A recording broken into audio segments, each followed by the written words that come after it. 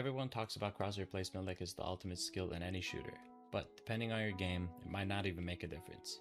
In this video, I'm going to show you why obsessing over crosshair placement can actually hold you back in some games, and what you should focus on instead to consistently win fights. Before we get into that though, I just wanted to provide some quick context so you know where this is coming from. I played Valorant as a tier 3 pro, solo queued to top 400 in the finals, and won against tier 1 pro players and leaderboard stacks more than 600 times across 5 different games. What I'll be sharing with you today is not just theory, it's what actually works at a high level. Crosshair placement is one of those skills that everybody talks about, and for good reason. In games like CS or Valorant, fights are decided almost entirely by it. One bullet, maybe two, and that's it. If your crosshair is already lined up, you win that duel. If it's not, you're reacting instead of acting, and that's usually too slow at the higher levels. In those games, crosshair placement really is everything. But not every FPS works like that. In longer time to kill games, fights actually play out over time. You have more time to reposition from engagements and group up with teammates. Suddenly, crosshair placement stops being the fight decider and becomes a supporting skill. This is where positioning and team shotting becomes way more important. If you're caught out of position, even perfect aim won't save you.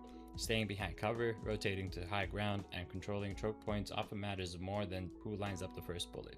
And when multiple teammates focus on the same target, one player's aim can't dictate the fight. Coordinated team fire can. Understanding when to hold, when to push, and how to stack shots with your team is what separates consistent wins from repeated losses in longer TTK games. I saw this clearly when I was playing the finals with my FACEIT level 10 friend. Every time he died, he blamed his map knowledge or crosshair placement. On the surface, that sounded reasonable, but when I watched, he wasn't losing fights instantly, he was taking them alone. Every push was slightly out of position or a few seconds too late, and he'd get stuck in a 1v2 or get third party. So in order to help with this, we made one simple change. Stop worrying about mechanics for a bit and just stay close enough to trade teammate stats. Instantly, fights started going our way as we were able to capitalize on team synergy. It wasn't better aim that won fights, it was positioning, spacing, and teamwork. That's when it clicked. In longer TTK games, crosshair placement supports the fight, but it doesn't decide it. Beyond that one example, I started noticing patterns across other games as well. For example, in Destiny 2, you can have perfect aim on target, but if your teammates aren't pressuring the right angle or someone else is isolated, it doesn't matter. The fight slips away. We started using our utility and holding angles that forced enemies into predictable paths. Suddenly, it wasn't about hitting the first shot, it was about creating situations where we could stack our damage and overwhelm opponents together. Fights in many FPS games like these are rarely decided by a single duel. They're about controlling space and coordinating with your team. Positioning becomes critical, holding high ground, controlling choke points, and maintaining cover all give you more option than just aiming. As a grounding exercise, I like to always ask myself this during VOD review. If I die, can my teammates utilize my death effectively?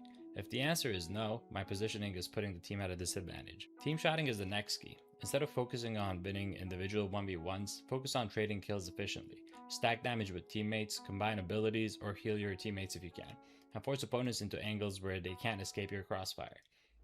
This is what makes it easier to turn fights in your favor in the finals when compared to Counter-Strike or Valorant. Even players with weaker aim can be effective if their team can maintain a macro view versus worrying about mechanics. If you made it this far in the video and you want to actually understand how to rank up at any FPS game, come join our Discord. It's a competitive FPS improvement zone where you can find your next ranked teammates for any FPS game. So, my takeaway is very simple. In longer TTK shooters, crosshair placement is supportive, not decisive. You have to focus heavier on positioning, maintaining strong team spacing, and stacking shots. If you do these consistently, you'll win more fights than by obsessing over perfect crosshair placement. That's all I wanted to say for this video. Thanks for listening, and I'll see you in the next one. May the rank gods be in your favor.